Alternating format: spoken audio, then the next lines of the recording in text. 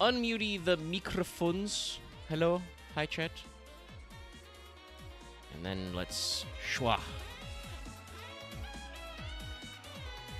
Into fail portrayal. It's time, chat. It's the famed, the infamous Overframe episode 3. They did it, the madmen. They actually talked about what all the overframes are, so we can do that now. Yay.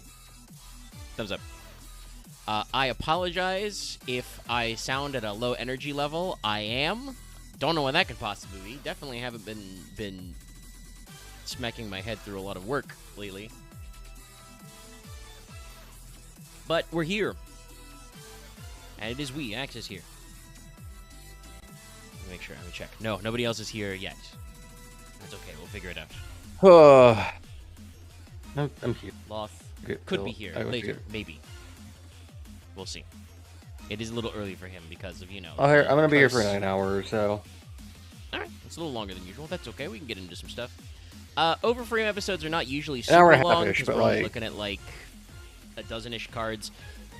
There is, and that's why I put this guy as the front runner, there is also a bunch of new Phantom Knights support. Well, not a bunch, but like 6 cards. So they announced a new wave of Phantom Knights support. Basically like a week and a half after we collectively called that there would be Phantom Knight support. It was like, well, this has got to be the year. And then Konami was like, you are correct. This is the right year. Thank you, Fail Portrayal. You have announced that it's the year for Phantom Knights. And then we were like, yay. So we can also look at that. I expect people will want to see that, so we might delay that one a little.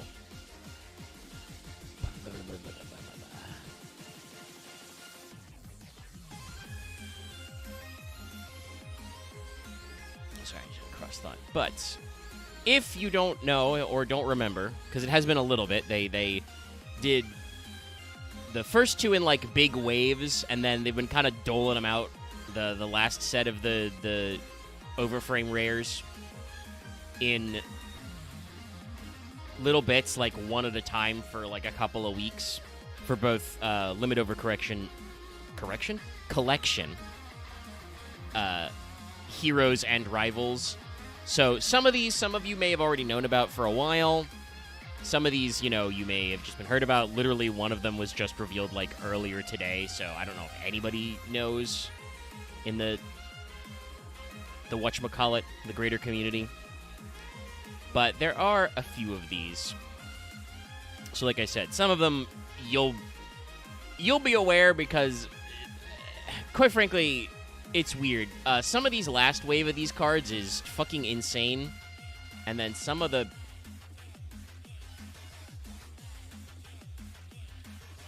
Sorry, I'm being cock-blocked by the formatting of the wiki. Okay, no, that's the Overframe version. Thank you.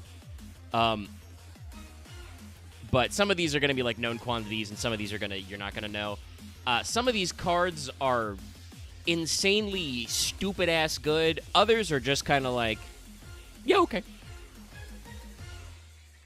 In general, it seems like if this legacy support coincides with recent legacy support this archetype has already had, it seems like they're good. Case in point, well, it's not very big, but I can't get the bigger size because it automatically becomes the not full art for some reason. And I can't, there's no tabulate in the wiki. You can't, like, left and right click, so I guess you're stuck looking at small. But not as small as DMG's tits will be in the the TCG, where they will have to figure out a way to censor this. I don't really get it anymore, because it feels like it's so pedantically over. It just feels like it's precautionary, because it feels like it's more worked changes than just... Oh no, we should translating it. absolutely pray for the poor people who have to do this work, because figuring out how to make this work when this is clearly the selling point of the art, which is otherwise, you know, high-quality, big breakout overframes. And it's a pretty good overframe for a spell card, you know, like the hat and the hand kind of going over. Whatever's Like, happening in the it's a top good left corner. effect. Well, that's the actual Dark Magical Curtain, because this is Dark Magical Oh. Curtain. Not Dark Magic Curtain or Dark Magician's Curtain. Dark Magical Curtain. They're different. You get it, chat? They're different. They're very different. That's like the one thing of Yu-Gi-Oh! That's always annoying me. It's just like we can't. They couldn't ever. I know it's because of how like eternal format shit, but like. Well, I Okay, mean, yes, I'm also just eternal impatient right format, now but for stuff. also you can't. If a card does a different thing in Magic, you can't call it the same thing as another card. I know, but usually they You make the can names call like more distinctly different. things that do the same thing, but I mean, it's a reference though. They're like telling you this is Black Magic Curtain, but better. So we have to call it something different, because if we call it Black Magic Curtain and change the effect, that's not allowed, because then there's confusion with the cards that were previously titled Black Magic Curtain. And like I said, even Magic doesn't do that. Like, they go the other way. They will print cards that do the same thing in a cycled format but has a different name and look, because it's, you know, the previous version of that card is cycled out.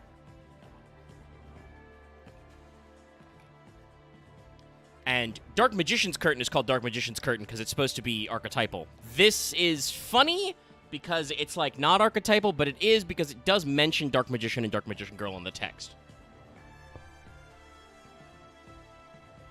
And this, I was saying, is one of the cards that people will probably know by now as being stupid, overpowered for no good reason, which has nothing to do with the naming convention.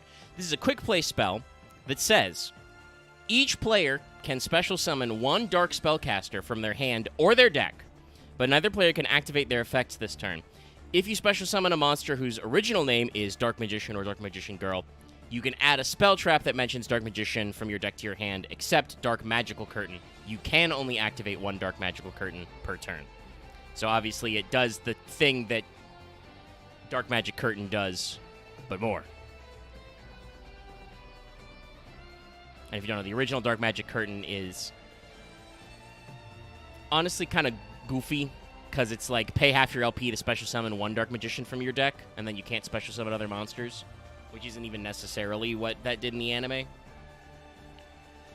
So it's a little less specific. Now, unfortunately, that is every single Dark Spellcaster in the universe. So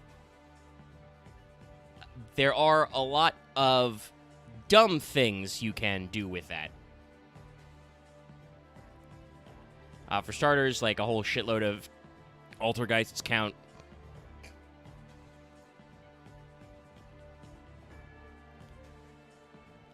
There's probably Magistus lines, and I'm fairly certain Diabellstar counts. Obviously, all the new Dark Magician stuff. There's a couple of like weird floodgate things that I think people have found. I don't know if it really matters that much, but it does seem kind of annoying. Like, all the Gravekeepers count. And you can't activate their effect, but, you know, there are Gravekeeper cards which basically act as Necro Valley on the field. You can get one of the Horus monsters. So, obviously this is really good for Dark Magic decks. But anybody can just special summon a Dark Spellcaster now. And so long as you don't have to activate its effect to do anything, that's crazy. Also, this card does instantly mean every single deck if you're running the right parts. You have a one-card... Oh, God. I always forget what he's called. The new...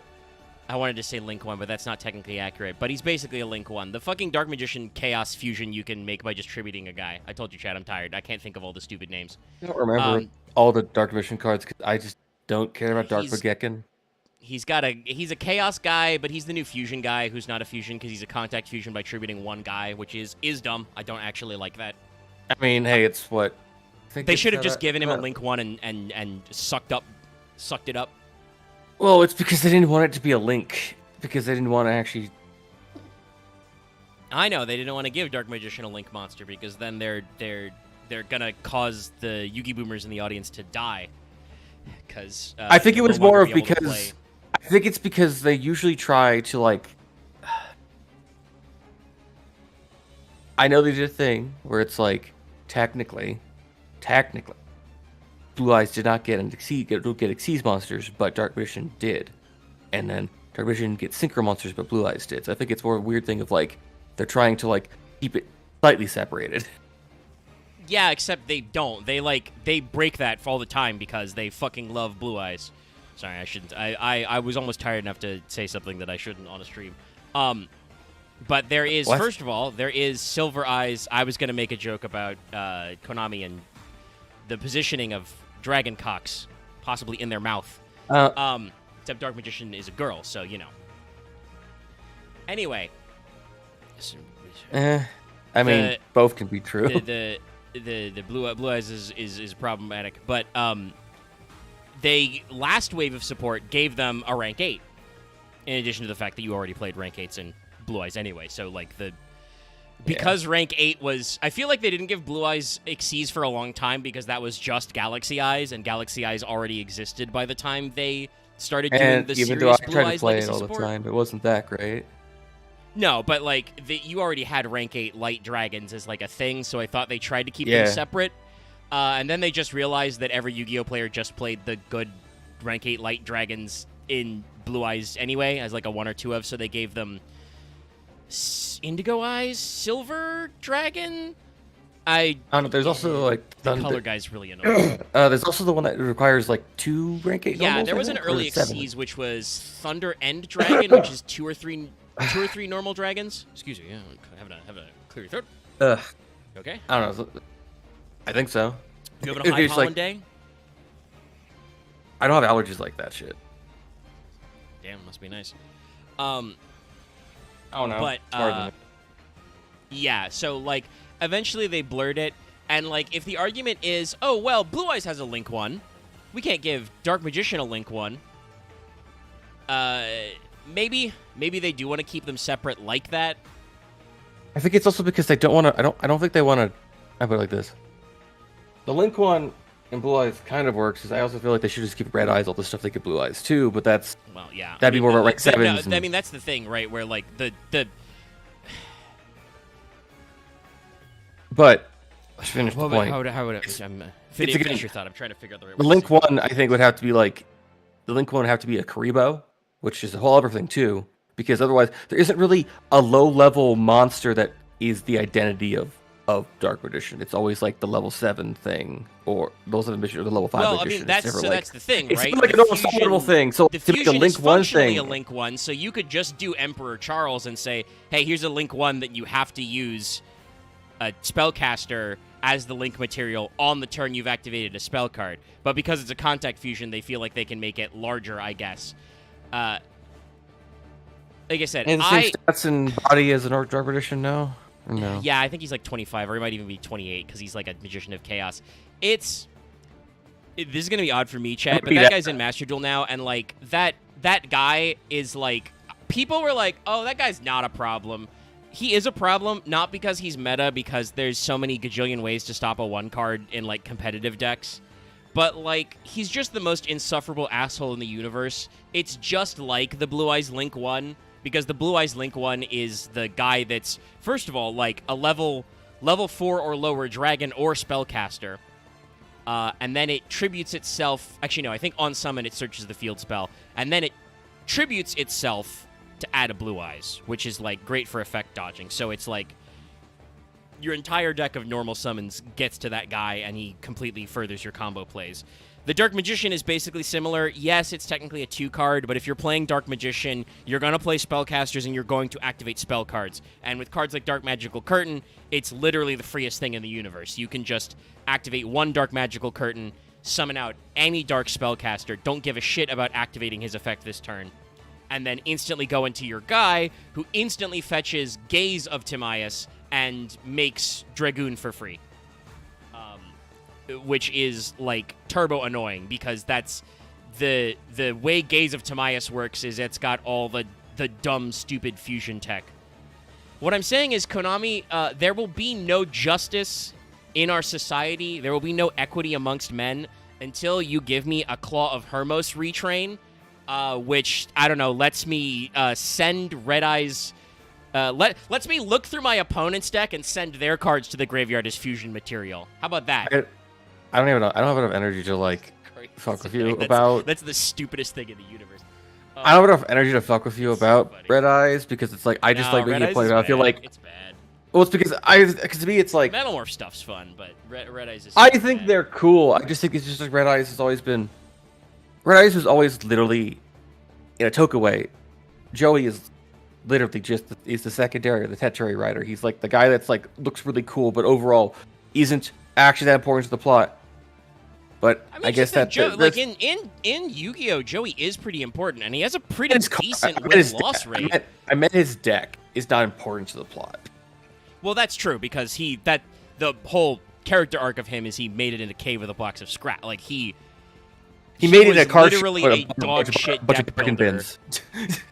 Yeah, he was fishing through the 99-cent singles. He was fishing through the bulk. He made it out of bulk bins. He made it bulk bins in a fucking in an abandoned card shop. Yeah, no, he made it out of the bulk, and he had one good card when they started Duelist Kingdom because Yugi looked through all Joey's cards, and Joey, I think, said he was a big fan of the baby dragon, and so Yugi was like, "Oh, hey, I'm kind of running like a spellcaster thing, but you should take my highly rare Time Wizard card. You should take that because that combos well with your baby dragon." Again, the show just wanted to be a shonen battle series, but it couldn't do it. I mean, I don't know if I want to say Yu-Gi-Oh really wanted to be a shonen battle series. Like it's a occult manga. It became that was speaking about the card game. Yeah, it wanted to mostly be an occult thing that's about. The thing, though. I will push back because shonen battle anime is dumb and for babies. I'm kidding, but shonen battle anime is also literally for 12-year-olds. There's also a bit that a lot of shonen people don't actually read. Yu-Gi-Oh still keeps its like horror roots. It focuses, instead of being about Game of the Week, around the card game, but still, like, there's so many fucked up horror traps. You know, the bomb obviously the dub like made a lot of that weirder, but like even when they're about duel monsters, Battle City has some of the stupidest rare hunter death traps. That's the saw blades for your legs. We've put C4 on the glass skylight, so you'll plummet to the bottom of this skyscraper. The duel with mind control Joey is if our life points hit 0, the other person's chain will unlock, and otherwise this anchor is dropping into the ocean. You will die. Like, that's not even the magical torture chambers. There are so many dumb death games in like Yu-Gi-Oh! Once, even with the Duel Monsters card game. Like, it was very of the time. The Battle Royale sections of like Duelist Kingdom are interesting, but there's only like one real death trap, and that's the player killer has flamethrowers, I'm pretty sure. Omega, I just remembered something kind of like weirdly dumb, but like, what up? Go for it. I've learned that we can't say Yu-Gi-Oh! Players can't read because unfortunately almost every other tabletop group are like that, or Jujutsu Kaisen readers, or like One Piece readers. You're telling me we're not special anymore? Yeah, it's not special, so it's not worth doing because it's not unique. It's because also turns out Magic players don't read, or Warhammer players don't read. Yeah. Unless you're related on to Warhammer, because usually you read the books first. You actually do read. Yeah, I don't know. I don't actually know about the state of Warhammer. What I'm saying is, like, it turns out that it's more of we can't make an excuse as a player. It's more. It now just becomes it's more of no. It's you, a person, are not attempting to read. You're not trying to actually have reading comprehension. This is your own fault. You can't blame it on being this kind of person anymore. Unfortunately, you cannot deflect the responsibility now. Yu-Gi-Oh still has the funny jokes about not knowing what cards do, but that I don't. If we wanted to keep it as a joke, we shouldn't. That's because the text size should be bigger. We shouldn't do it. Well, I mean, the joke comes from the anime where people are always asking what cards do, but that's because of advertising laws, the cards literally don't have text. So I don't actually know how you're supposed to play Yu-Gi-Oh in the Yu-Gi-Oh universe. So is there a version of the Neuron app where they can just look up card effects? Also, as someone, a thing I learned in from watching Zexel or Zaru, whatever. Characters don't know what cards do either until the other person owns the card says what they do. Well, that's what I mean, right? Like, there's no text on the cards in the anime, so you just have to ask what a card does, and if you don't know about the hidden effect of Utopia or whatever, you don't realize it. Like every Yu-Gi-Oh anime kind of plays like that. There's a thing where I think Kite kicked Shark's ass. I think he kicked Shark's ass because there was a thing where basically Kite kicked Shark's ass because remember Acid Golem Destruction, where basically Acid Golem is like basically it was as an attack, but it has like 4 extra evil effects that just fuck up, basically sacrifice all your monsters and deal this much damage to you. And like it was all the things of being like, and it only caught because it was because it's a breakthrough that has 3k attack, and it's like it's insane because it's like Shark would have done that play if he fucking knew all those effects you were gonna take yourself, dude. Yeah, no, like it's so like I said, I don't know how you play Yu-Gi-Oh in the Yu-Gi-Oh universe. Like there must be like a Neuron app to look up card effects. No, I think I don't know how do you know what your card does when you open a pack, right? Because every card's a single. There are no multiples of cards. That's not true. Not in every anime. There are people who play like multiple copies in some decks and stuff like that. Yes, but no one ever has the same card. I mean, they do a couple of it. Yeah, it's usually a plot hook. But like your monsters are like mostly like archetype cards. No one has the same archetype. Kind of the thing with like perfect, like the idea of a game like Perfect Draw is like, I think the idea is that like generics like red shirts and no names might have like decks. I mean, that was actually a plot point in Arc 5. They made staples a rule in Perfect Draw, where basically it's just like you pick 2 different effects from the list of staple ideas. I just like things you have, and you can then name them. Well, yeah, but I'm not talking about that. I'm talking about like jobbers. Like jobbers have probably like low rarity common decks, and that was a plot point in Arc 5. Was what I was saying was that like the Fusion Dimension foot soldiers like all had a generic Ancient Gear Fusion deck. Like there are a couple of times they play with it and they apply things, but yeah, usually having a deck in a Yu-Gi-Oh anime is like having a wrestling gimmick. So yes, of course, yours is unique. But they're depending on the anime or manga series, people do go to card shops and like acquire new cards. Like I think the implication in the original Duel Monsters is just that Pegasus printed so many cards that there's no way you could memorize them all. Also, because it turns out like literally the first 2 sets were literally trash. Well, I mean, not in the anime, but in real life, the early sets were like very low power. I don't actually know if Pegasus is designed that way. By the way, there are new tunes, but I don't think we've done a tune episode, so we'll save that for when we do a tune episode. That's fair. I apologize for this tangent. I just like no, it's okay. We're just gone. People are watching right now. I got upset with my friend. I got upset with a friend, and then I had a headache. I took painkillers, and it didn't go away. And now here I am. And like I wanted to talk about Perfect Draw because it's something I ran, and I just felt bad because I couldn't finish it because I think I'm bad at finishing things. I kind of understand that one. That's okay. I'll grab the next card. I think we've talked enough about Dark Magical Curtain. Continue. It just turns out I'm just not good at being able to play all the NPCs in games because it's like I need players to give me shit. I need a fucking Lucky and an Aaron to just give me shit to do. They give me shit, feed me shit like they give me you all the time. That's a tough one. Like I had to work for many years to get that action. I always feel bad because it's like. And honestly, like that's. I think some of what, because Lucky's been gaming with me for a while. Some of that is because Lucky was my only player who did that for like a long time, for several years. I think Lucky's gave me like weird emotional traumas about how I expect things in social situations, but that's all. All right, let us grab the next one because I'm pretty sure this is one we didn't look at, which is Winged Karibo level 10 Sabatiel. Unless, of course, chat, we did do this, in which case you should yell at me. You should use the chat function. I remember. I don't think you did, because I wasn't there. It has been a while since we did them, but yeah, if you don't remember, we'll let them know. But like that's you have a chat. I call you chat for a reason. You have a text function. You can let me know if we've looked at this guy. I don't think we have. I think we looked at the other 2 GX era cards from Heroes are Shining Flare Wingman, which we definitely looked at, and the retrend favorite hero Flame Wingman, which is also not anything. So Sabatiel is a level 10 Light Fairy. It's got Karibo stats, funnily enough. You can reveal this card in your hand, pay half your LP, add 1 Polymerization spell or 1 Fusion spell to your hand or your deck. If you do shuffle this card in the deck, you can't special summon from the extra deck for the rest of this turn, except Hero. During your opponent's turn, if your LP are 1,000 or less, you can special summon this card from your hand and inflict damage to your opponent equal to the highest attack monster they control. This seems familiar, but I don't know if it's because I've read it before or we talked about it before. This effect is, like, cool. Because it hero locks you, it's not good. First of all, hero already doesn't want to be hero locked, so you're hero locking them again, and they can search polymerization or fusion spells 9 ways from Sunday. This is a funny way certain decks can search super poly and then set it.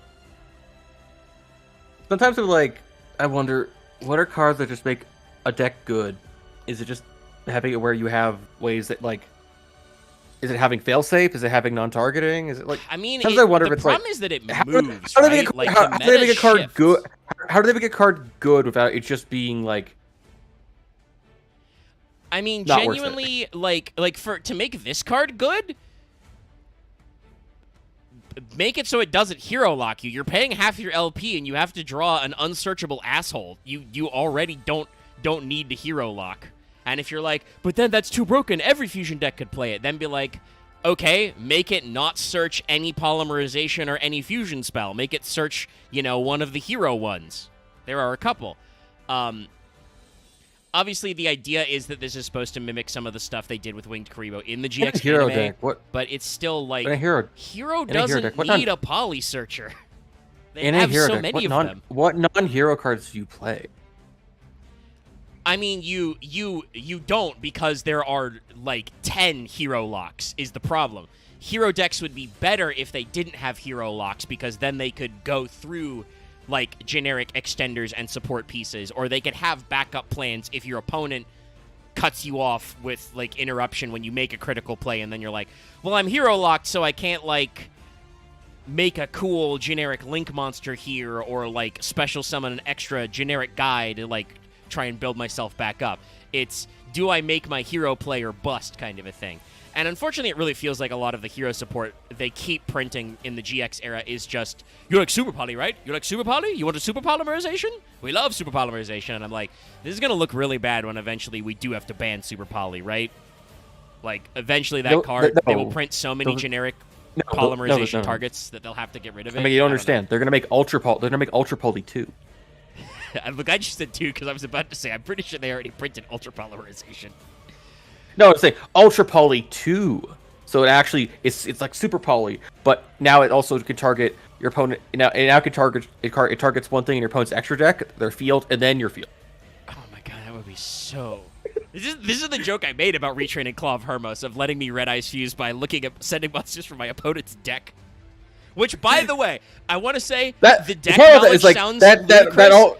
If I could do that without picking up my opponent's whole deck and looking at it, I don't think that would be a broken effect because of how Yu-Gi-Oh! Decks work. I think it'd be done because basically your opponent just has to basically then show you all things that apply as targets. Yeah, I know. It's like it would never function because that's got they would go through their deck and have to show you like the 10 plus cards that apply, but that's not a big fucking deal because it's like, I mean, it's not a big deal for, like, mechanics-wise, but it's, like, it's a big deal for, like, in terms of like, utility. Like, imagine having your opponent have to pick up their deck, rifle through it, like, show you the cards, and then shuffle and shit. Like, it's too much of a hassle. I mean, but, like, that's what I'm saying, like, field extra deck, because that's only, like, that can only be 25 cards at most. Oh, yeah, and that's the other thing is, like, doing stuff from your, like, stealing your something from opponent's extra deck that way, right, is like, well, that's also, actually feasible because there are so many cards that pinch one from extra would be the trade-off though is you send it to the grave, which means they can in some decks that's actually good for them. I mean, yeah, I mean, if you're, that's what a lot of cards are in there that do that. I would say because it was used as material, would count as properly being sent to the graveyard. So like, I think that's the way that would rule that. So, hey, you can. I think it's crazy, but hey. Also, here's all the Warriors. I always remember loving World Warrior, but I never just had the materials to fucking make it ever. No, it required basically, I think, like a 4 and then like 3 2s, I think, essentially, or like a 4 4 and a 2, but not really. There are better ways to summon most of these guys now. I remember Road Synchron being like it can only be the only 4 and use the synchro, so you need like 2 3s, 2 2s, like 3 2s. Road Synchron sucked. 3 attack, but it was 8, and it's like, what the fuck? No, I think there are better ways to substitute him now. like Quick Draw, and there are several other Synchrons that do that. He wasn't that worth it, but like this is Dark Synchro Berserker's better. Emergency. This is a card that people have heard of, even though it was revealed in the last. We haven't talked about it on Fail Portrayal. I almost said FGO. That's not right. Sorry, I have that on the brain because I wrote a wanted today, or I shot a wanted today. I finished it. Yeah, it's fine. Yeah.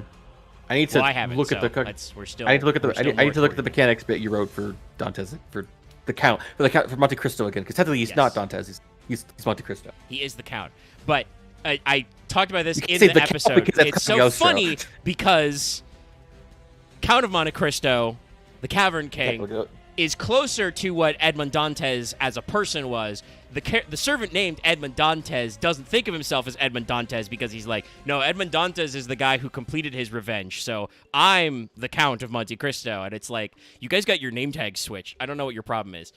The thing of one is the person that's like stuck in the middle, and one is the legend itself. Kind of, yeah. Synchro Emergency is a card people have heard of, though, and you'll see why actually when I explain this. This is a normal trap that says, if only your opponent controls a monster, you can activate this card from your hand. It is a trap card, so it is inherently a quick effect. Good. Special summon one monster from your hand, but negate its effects. Then if your opponent controls a monster special summon from the extra deck, you can special summon one Synchron monster from your deck. So you get 2 monsters from deck. Until the end of this next turn after this card resolves, you can't special summon from the extra deck except Synchros. You can banish this card from your graveyard. Immediately after this effect resolves, Synchro summon one Synchro monster. You can only activate one Synchro Emergency per turn. So... okay, so you play this instead of hand trap, or you mix this with your hand traps, and basically you have it as open your hand. And as soon as your opponent does their link one to start their combo, you start doing this to fuck the both. You can immediately summon 2 materials, and then you can synchro summon at any time. If you make Junk Speeder, you summon a bunch more guys, and you can synchro summon.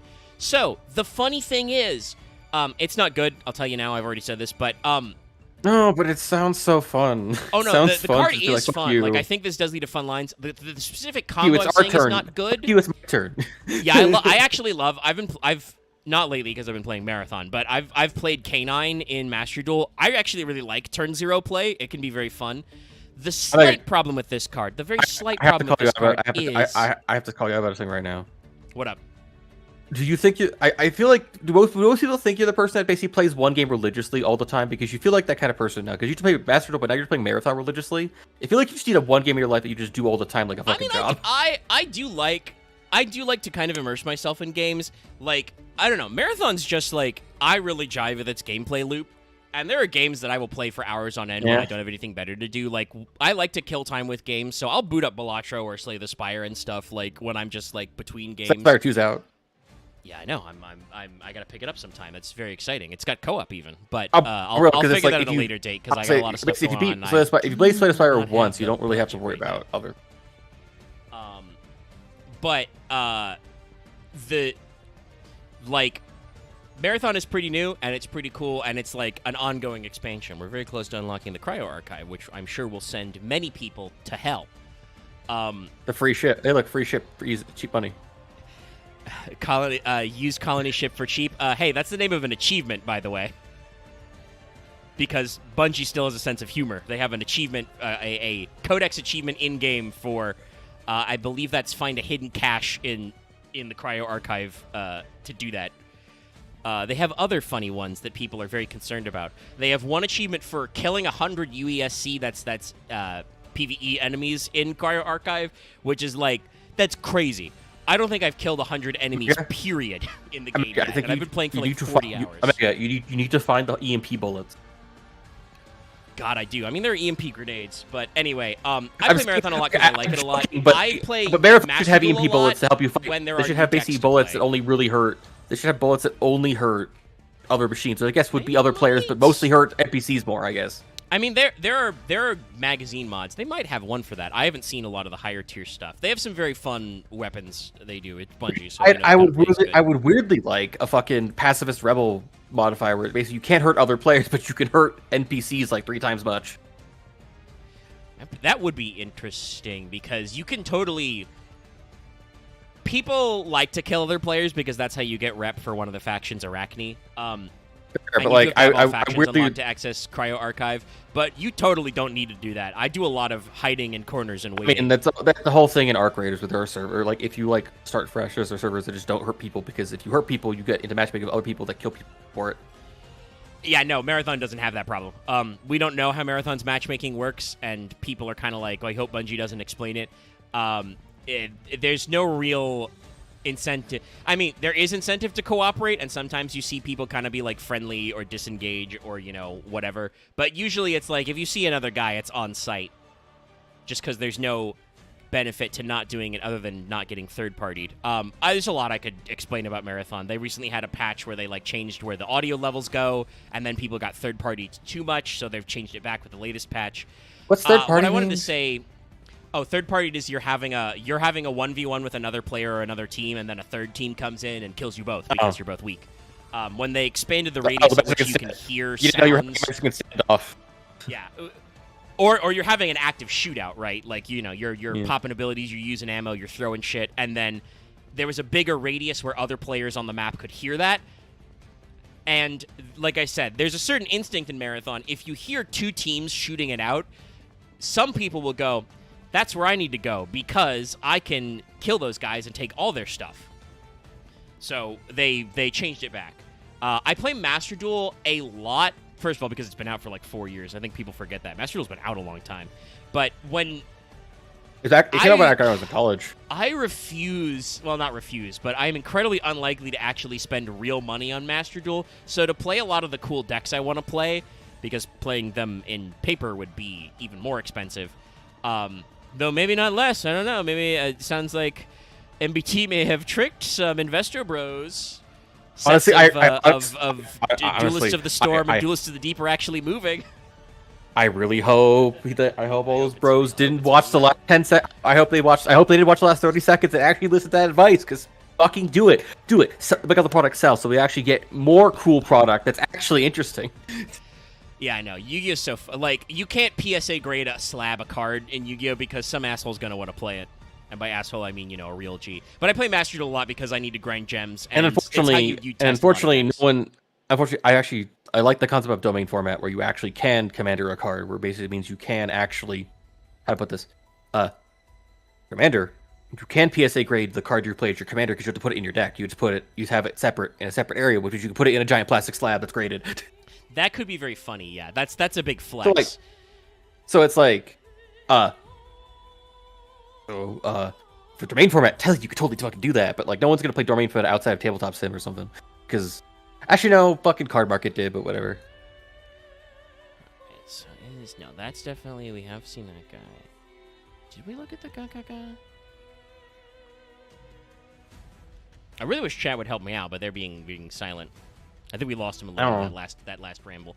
That's okay. We're going to talk about Synchro Emergency, because the thing I was trying to say, but we got a little distracted, was that, so I was going to explain. Technically, with Synchro Emergency, turn 0 play is very fun, but you can use it to produce a 0-turn kill. You can use it to build not Bish Balkan, a Beals FTK. You can give your opponent Beals. You can go through that card Mind Castlin, which lets you swap guys, and you can summon one of the Black Feather Dragons, which burns your opponent when they do something, like it's the Synchro version of Red Eye's Flare. So yeah, you can set that up. Keep in mind that this will never be a problem, both for real... Actually, I won't even say real formats, because Genesis is also in the OCG. If you hadn't heard that, X, I think I talked about that a little last week. I've heard about that. I knew that. Genesis, yeah. And that means it's very likely it will come to Master Duel sometime. But the interesting thing is that basically Synchro Emergency will not actually result in any ZTK metas, because I don't think Beelzus has ever done anything good with his life, and he's already 100 points in Genesis. So the moment somebody tops with that FTK, he's going to jail forever. They also might just ban Junk Speeder, because... So Junk Speeder is a really neat card that summons 5 Synchrons from your deck. The problem is that play is super telegraphed. It's not even that good, but so much of what the mental idea of what Synchron decks should do are built around Junk Speeder, and he causes a lot of problems because, he summons 5 guys from deck, even if you're Synchro locked. So they might also just take him out behind the shed, and that would also prevent this Synchro emergency thing from exploding into an FTK.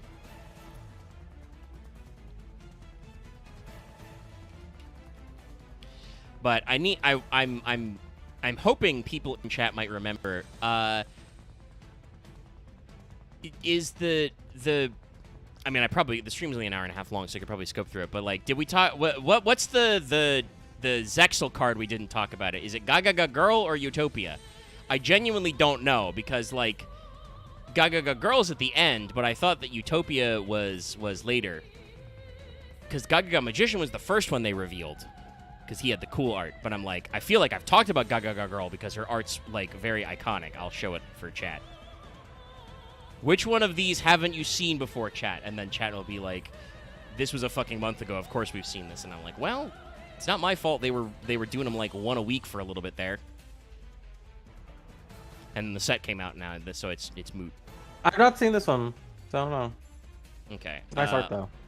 No, it is a good art. And it's like, I'm like, I think I like the Gaga Magician and Girl art more, but that's because I think it's just like, she's a magical Garu, and then Gaga Magician is literally just like the fucking breaking out of the frame, literally punching out. He's basically the school Boncho dude that basically held back, that's true, but he wears a wizard outfit. He's wearing a wizard outfit. I think we've talked about the Utopia before because now that I'm looking at it blown up, the thing they did with the light, they put the sword sheen on the light attribute, seems familiar.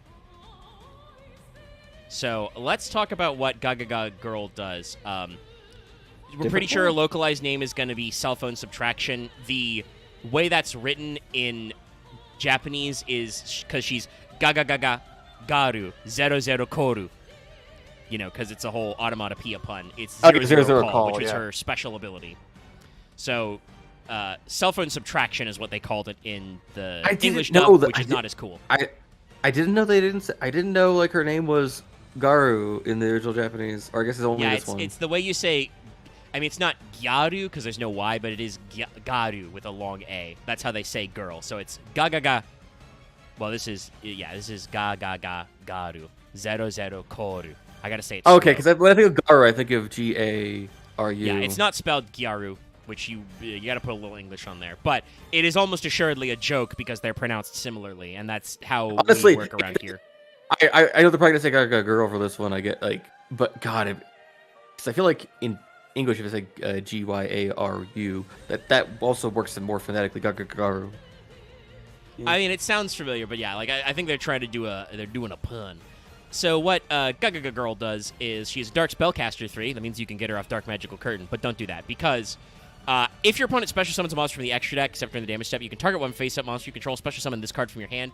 Then immediately after this effect resolves, Xyz summon using only this card and the targeted monster. When you do, treat this card's level as the targeted monster. If this card is detached from an Xyz monster to activate its effect, and you change the attack of one face-up monster opponent controls to 0, you can only use each effect once per turn. This is a great extender in anything, honestly. Like, it's probably best in an Automat deck, but this is just, again, turn 0 plays. Oh, your opponent summons a monster from extra deck? So long as you have a face-up guy, which there are many, many ways you can do it, you can just summon this girl free from hand, put her on the board, and generically Xyz summon, I don't know, anything? Literally anything? Because she matches the levels. The only thing is if it's, like, type-locked or archetype-locked, but even then, like, any generic Xyz can be made with this. This is great in Canine, this is obviously great in Automat. There's so many ways that this is good. Yeah, no, cell phone subtraction doesn't sound nearly as cool.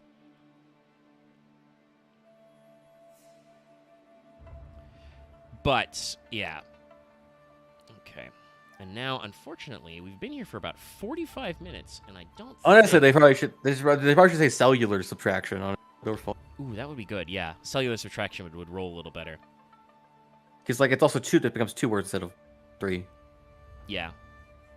And it keeps the cellular phone. The alliteration because cell is a soft C, so it's an S sound, and subtraction is obviously an S. But cell phone subtraction means you go like for a PH. It doesn't go against. It's not like bad, but I think cellular's better. For like the The synthetics. syllables, I think, match up a little better, but I'm not in the joy of it. All right, we may have to reshow this to Loth, but he's not here yet. It's been 45 minutes. He may be asleep because daylight saving times mean that it's technically like an hour earlier for him over there in the future. He may be working and stuff, but so you may or may not remember, X. They showed a guy in the Overframe collection called Horoscope Sorcerer previously, who was like kind of a weird astrograph like type guy. Like he lets you special summon him and then discard guys and then add a pendulum monster from your extra deck. And we joked about them replacing Astrograph Sorcerer. Hey, so Astrograph Sorcerer, the Star Magician, we literally made Astrograph 2. I mean, listen, it might as well because we can't patch cards, I guess. True. Because we refuse to patch cards unless it's literally a card we're mandated to, like cards, like Firewall. Yes, but I think they did because it's because listen, if Dark Magician originally had a broken effect, they'd have to patch it eventually.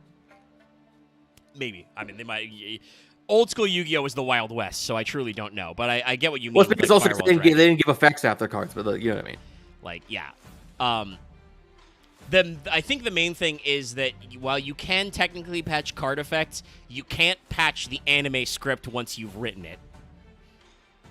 Yeah, and that's kind of why, like, for Firewall, I think they did it because it was still like a namesake. Yeah, I was still in the season for a while. It was his signature monster for a little bit, and then they switched to Dark Fluid and you guys. But so this is Astrograph 2.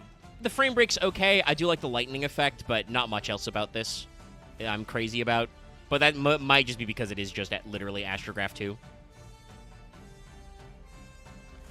But it's so funny that I made the joke about Astrograph 2. So this is a Dark Pendulum Spellcaster 7, scale 1, 2500 attack, 200 defense, same stats as regular Astrograph. His pendulum effect is, during your main phase, you can destroy this card. If you do, place one pendulum monster whose pendulum scale is 1 from your hand or deck in the pendulum zone, except Astrograph Sorcerer. Specifically this one, the Star Magician. But you can't activate its pendulum effects that turn. You can use this effect once per turn. If a face-up monster you control is destroyed by another card effect, you can special summon this card from your hand. Then you can special summon one of those destroyed monsters from your graveyard or face-up extra deck. During the main phase, you contribute this card, fusion summon a dragon, fusion to your extra deck by shuffling materials from your field and or face-up extra deck into the deck. You can only use each effect once per turn. So yeah, this guy isn't like... Honestly, he's a more fair Astrograph Sorcerer. Like, the original Astrograph could, like, instantly, his effect was, like, when this card is destroyed, and put in your face-up extra deck, add a pendulum monster to your hand, he can add himself, shit like that. Like, there were a lot of ways to put him in your face-up extra deck, immediately add him back to hand, and then because he was added back to hand by an effect that destroys, he would immediately trigger. This guy's still really easy to summon. He replaces your monster that's destroyed. His pendulum effect is really good because it triggers all your other cards that, like, trigger off destruction and gets any one scale you need out of your deck. So, like, they're still good. And his Tribute to Fusion Summon effect is useful because he shuffles materials back from field or face-up extra. So, like, that's a pretty good card. We'll have to ask Loth if he thinks this is, like, really good for Magicians later.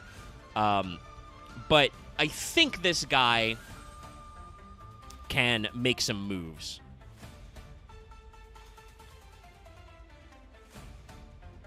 Yeah, we did talk about the Decode Talker. Pretty sure we talked about the Code Magician. Yeah, the Ritual. It's the link that I don't think we talked about.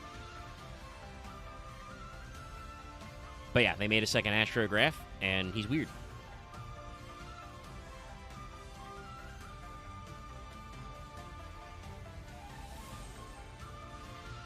Yeah. So I was looking at... There are also a handful of brand new cards that are not Overframes in here.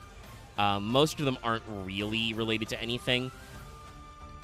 Though, this is the Heroes. Why did we print 2 Malefic cards in it?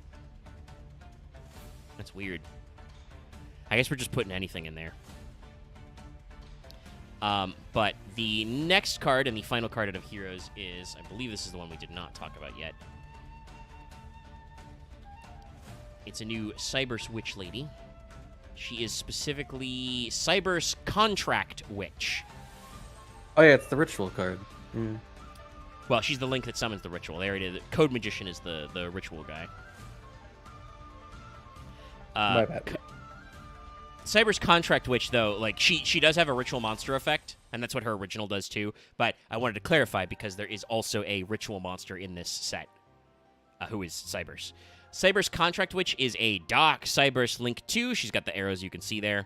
Only 800 attack. Just any 2 monsters with the same type, which is like, honestly, an okay way to keep her generic without being too generic, because you can't just put her in any kind of like nonsense deck. It has to be at least decks that are playing a couple of monsters of the same type. If this card is link summoned, or a monster is special summoned to a zone this card points to, you can send 1 spell from your hand or face-up field to the graveyard, add a ritual monster from your deck to your hand. You can target 1 Ritual, Fusion, Synchro, or Xyz monster this card points to, special summon 1 monster from your graveyard with the same type, and that's monster type, but a different card type, a different super type, Ritual, Fusion, Synchro, or Xyz. You can only use each effect once per turn. So she searches a ritual spell, and then she lets you reborn your various extra deck guys or rituals to a zone when you summon other guys. This is probably only good for, like, Code Talker, crazy bullshit decks.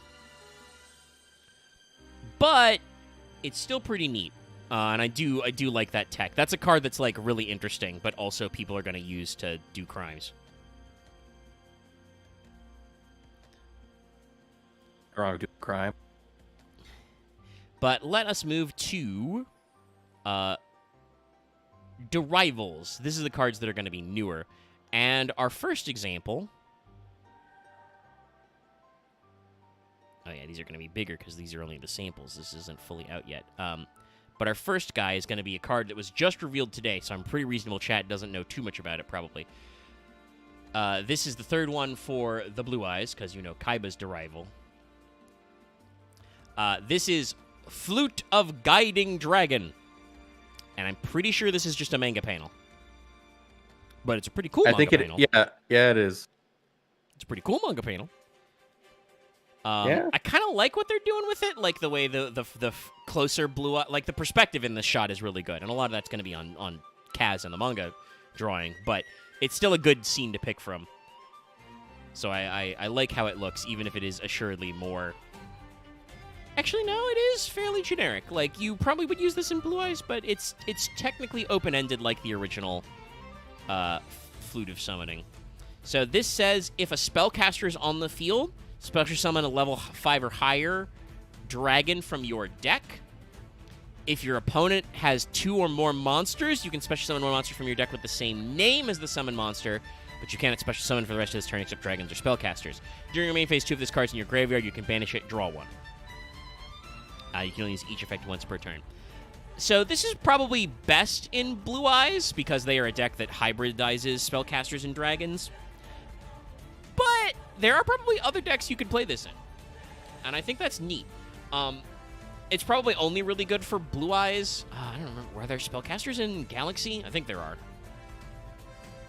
are. Yes, but they were, like, kind of mostly phased out. I mean, you could try and re-include them to play Flute of Guiding Dragon, because it might be worth it, because it is, like, you get basically, if your opponent, if you're going first, it's a summon from deck for a high-level guy. If your opponent has already gone, or if they're turn zeroing you and they're building a board presence, you get to add a second dragon of the same name from your deck, which means you got to be playing multiples, but you might be for big guys. So it can work out. And I do like the main phase 2 effect. Like, they're really trying to balance it for going second, which also may be another reason to run it in Galaxy. But during your main phase 2, you can banish it to draw a card, but only if it was center this turn. So it's like, if you go battle and don't immediately explode your opponent, you can actually, like, start building for the next turn. And that's cute. We like those. The next guy I almost made the thumbnail, but I decided I had to do the Dark Rebellion Dragon retrain because, you know, we're also going to talk about the PK stuff. Cyber Dragon looking like Cyber Dragon. Well, I guess it's got 3 effects on it, and I think only the 2 and 3rd one can only be used once per turn or duel. At least I'm vaguely getting that from like this fucking grammar. It's pretty good run, yeah. This is Revolution Cyber Dragon. Kind of a guessing, but a loose translation. The original way you talk about it in Japanese is Kikoryu Cyber Dragon, which is Mech-Light Dragon Cyber Dragon, which was, kind of... I would just do fucking Neo. I would just do fucking Cyber Dragon Neo, or Neo Cyber Dragon. That would also be pretty good. Revolution is a word they do use a lot for Cyber Dragon True, stuff, but that's not a searching point, though. I'd say, like, Neo Cyber Dragon, because it's, like, yeah. Basically. Also, the funny thing is, this is a Cyber Dragon who doesn't count as Cyber Dragon. He does not substitute himself. So he is technically not regular Cyber Dragon, despite the fact that there are a shitload of not Cyber Dragons. That are Cyber then Dragon. what they're gonna call it then is fucking Cyber Revolution Dragon. No. What I mean is if you may, I don't remember if you've played a lot of Cyber. Oh, the word doesn't count. Like right, because it doesn't count as Cyber Dragon on the field and the field and grave. This doesn't do that, which is really weird.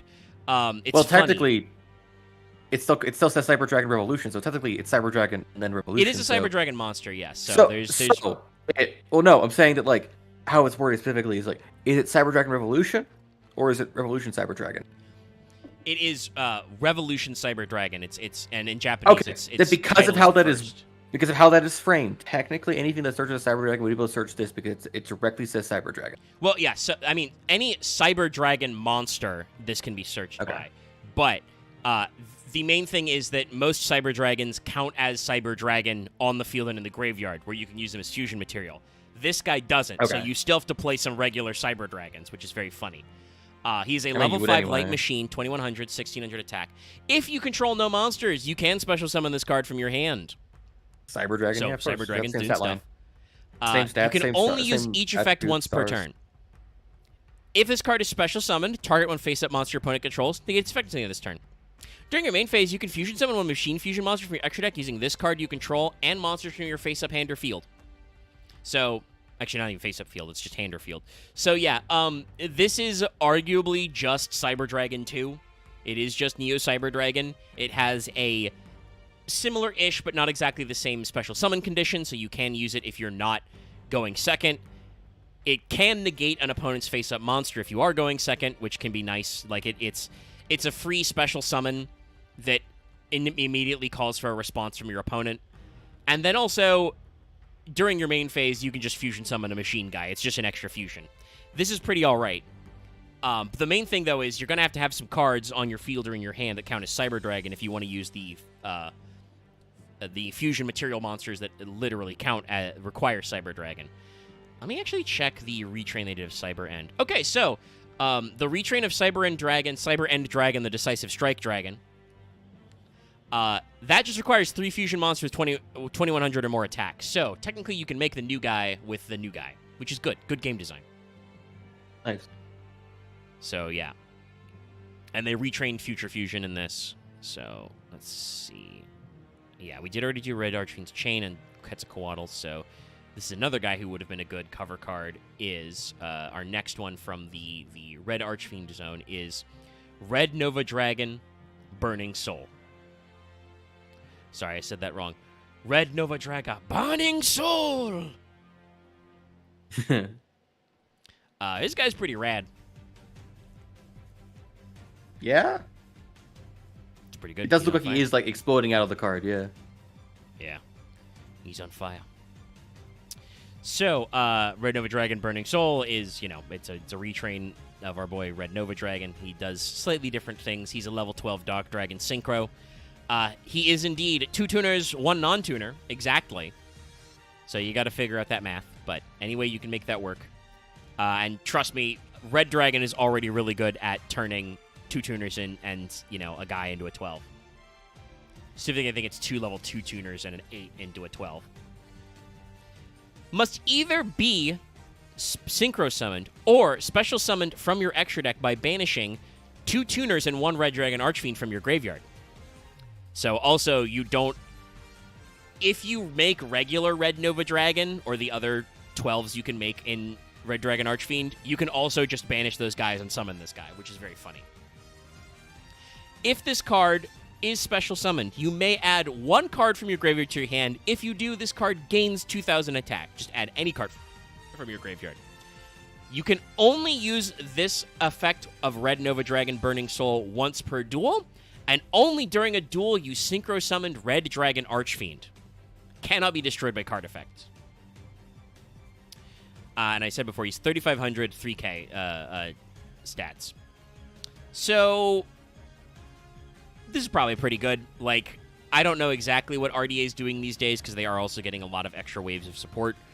But they've got some pretty good cards. Summoning Red Dragon Archfiend, or a couple of guys whose name becomes Red Dragon Archfiend, so I don't know if that works. Even if it doesn't work, you can go through at least one RDA to make this work. The fact that you can like synchro summon a big guy and then banish the guys from your graveyard to summon Burning Soul. It adds any card back from graveyard to hand and gains 2k attack and can't be destroyed by card effects. That's pretty good.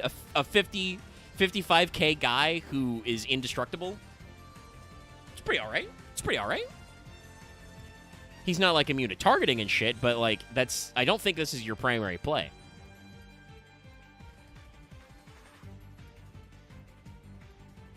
So, you know, it's a good one. He's a cool guy.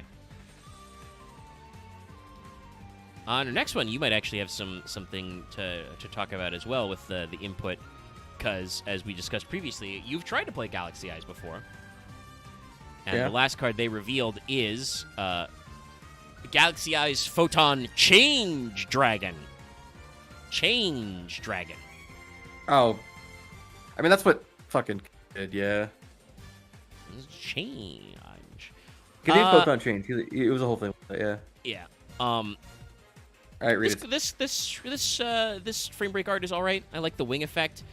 It's I kind of don't like how close he is to the camera, because it reminds me that he has a lot of Konami orbs.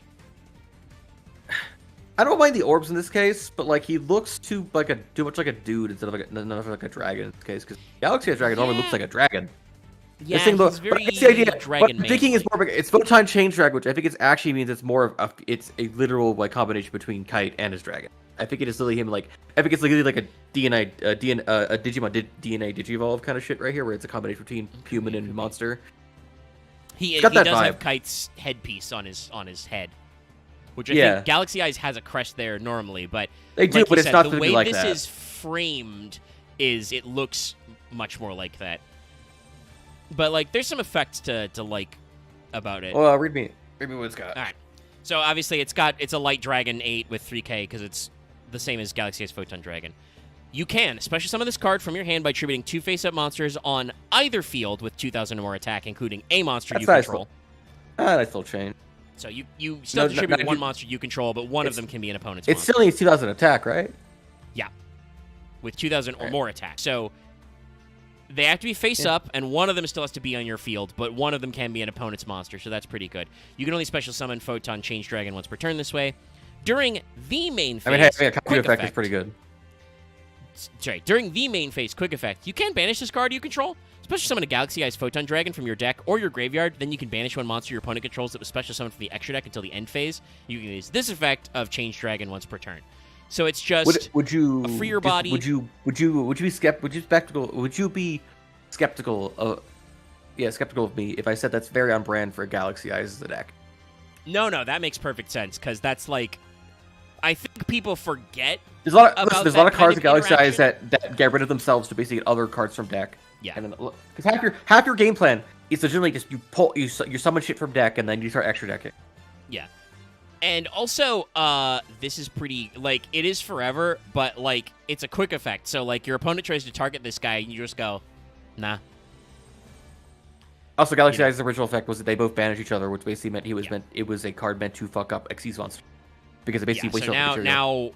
Now Change Dragon basically does that as part of a loop. It changes into regular Galaxy Eyes Photon Dragon and banishes a guy, not in battle phase. This is probably a pretty alright card. We've talked before about how Galaxy Eyes is a very weird archetype because they have so many functional cards. They have a lot of cards that are all at about the same power level.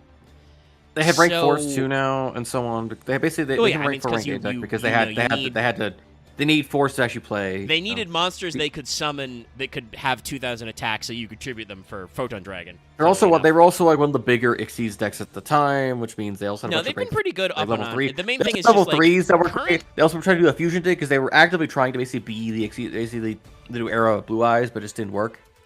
Yeah, the deck historically has been good a couple of times, and obviously some of its extra deck models are like super broken, like Gold Dark Matter Dragon.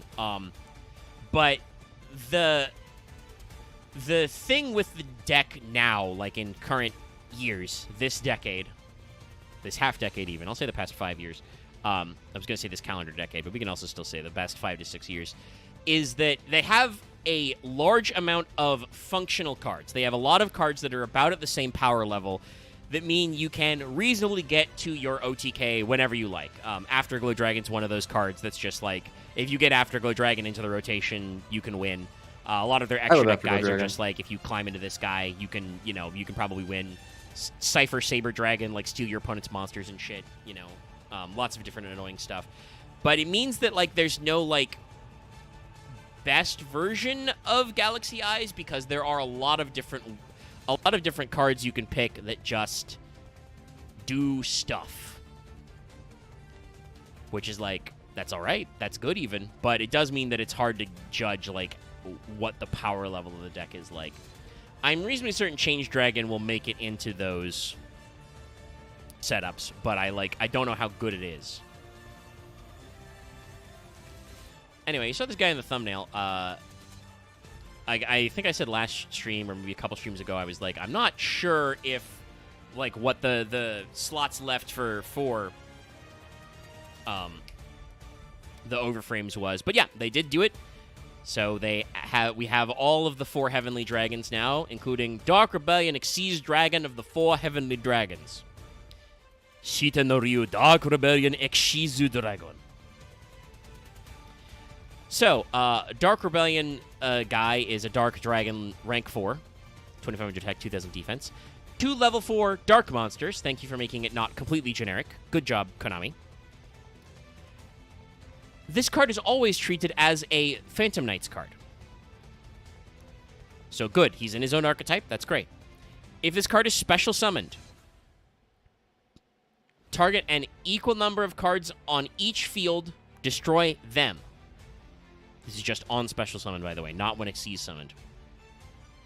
When your opponent activates a card or effect, quick effect, attach 1 material from this card, special summon 1 rank 4 Dark Xyz monster from your extra deck using this card you control. This is treated as an Xyz summon, transfer its materials. You can only use each effect of Dark Rebellion, Xyz Dragon, the 4 Heavenly Dragons once per turn. Now, this is good.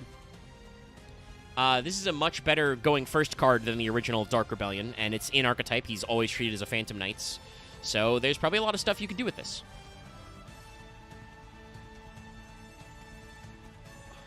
Sorry, I'm cracking my neck a little. Yeah.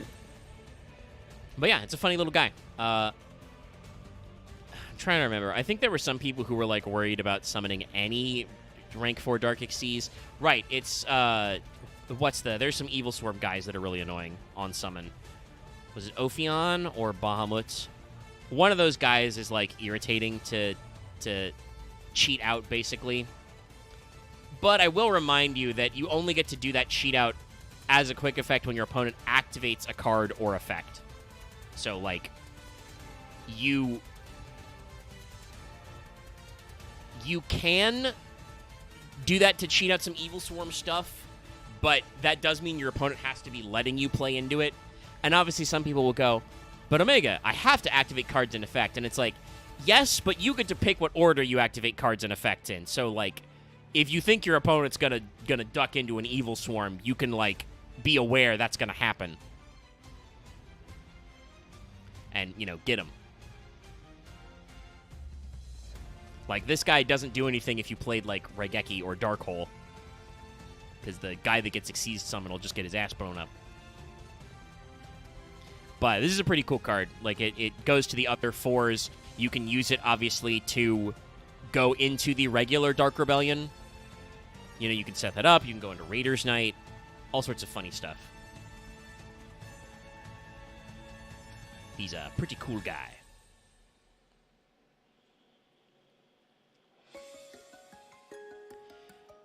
And then I think the last Overframe, yeah, because they're in order of series.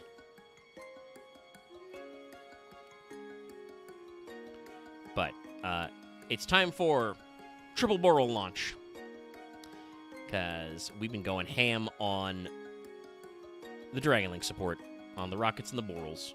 Cool. It is a pretty cool art. I like what they're doing here. But this is also another thing that's like crazy good for Dragonlink, which is already probably going to have a good year. So this is a quick play spell card that says activate one of these effects, but you're going to use each effect once per turn. So you get to use all 3 of them in one turn if you have 3 copies of Triple Boral Launch handy. Number 1, shuffle 1 dragon monster from your graveyard into the deck, special summon a rocket with a different name from your deck. Shuffle 2 dragon monsters from your graveyard into the deck, add any field spell from your graveyard to your hand. So if you cycle through your field spell or bin it, you can cycle them back. Shuffle 3 dragon monsters from your graveyard into your deck, then shuffle up to 3 monsters from your opponent's graveyard into the deck. This is crazy good. And obviously, like, the 1 effect means that it's best for rockets, but technically any dragon deck could hypothetically play this, because if you are recycling field spells. Shuffle 2 dragons to get a field spell back from your graveyard. Shuffle 3 dragons to triple DD Crow your opponent. Well, kind of. You get to shuffle back. But you know what I mean. You get to fuck up their graveyard a little. On a quick play spell, by the way. And if you're playing rockets, just get an extra guy from the deck. This is crazy good. This is crazy good stuff. Worth it. Yeah. Let's see. Because the other cards they got a new Boral, which is not that crazy, but they also got a new monster card called Rocket Mirage, which is a level 5 that lets you summon some guys. So there's a lot of funny stuff they're doing. Truly, it will be the Dragonlink's time. Before I tab over, I grab the tab for the new Phantom Knight stuff. There are a couple of other things that are in these sets to talk about that I've mentioned before. They added a couple Dark Tuners. So, Dark Tuners was a thing where they were evil synchro you could do, and they were like, oh, well, they printed the Dark Synchros without the Dark Tuners, so they're never going to do that. Well, guess what? They're going to do it, and I think they made it make sense. So the way Dark Tuners work is you can reveal them in your hand and then, like, normal summon them and stuff like that. But, you tribute them and a face-up non-tuner with a lower level to special summon a synchro with a level equal to the difference. So if you want to synchro summon, and it's treated as a synchro summon. So, like, for instance, Dark Tuner Castro Rogue set is a level 8 that says you can tribute a synchro, or tribute a non-tuner to special summon a synchro with a different level. So if you tribute, like, a level 1, you can synchro summon a 7. If you tribute a level 2, you can do a 6, etc. And you get to destroy a card your opponent controls. So there's a couple of those. They did actually print, and some of you may have seen this already, but they did actually print Chaos End Ruler of the beginning and the end. Which is, you know, very funny, because that was a boss monster who was, like, shown as, like, a one-off on screen. But it's a Chaos monster. It's a Light Warrior 10 with 3,500 attack who can't be normal summoned or set. Must be special summoned by banishing 1 Light Warrior and 1 Dark Fiend, which I think are its original summon requirements, by the way. This card's special summon can't be negated. Neither player can activate cards or effects when this card is special summoned. If you control this card that was special summoned this way, what's up? Which card are we talking about right now? Chaos End Ruler. You may have heard of him. Like, MBT's, like, best Turbo Tuesday was on this guy. The one that... Yeah, I saw him talk about it, yeah, because I saw that cover. Like, it's basically the retread of the card that already requires the Dark Fiend Light Warrior. It still requires those, which is good. What I'm saying is, yeah, it's a retrain of that card.